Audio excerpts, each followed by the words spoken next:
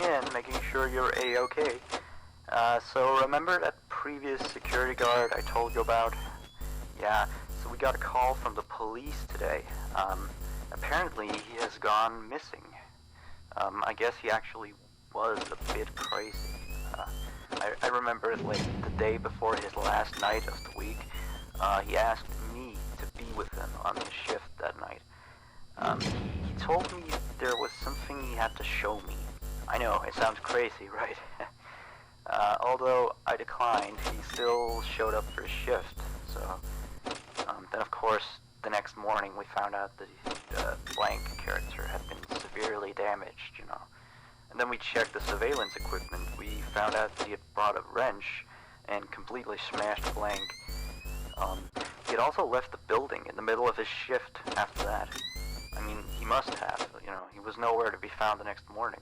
We couldn't contact him or anything. So the manager just fired him and sent him a pink slip, you know. Anyway, I'll leave you to your work.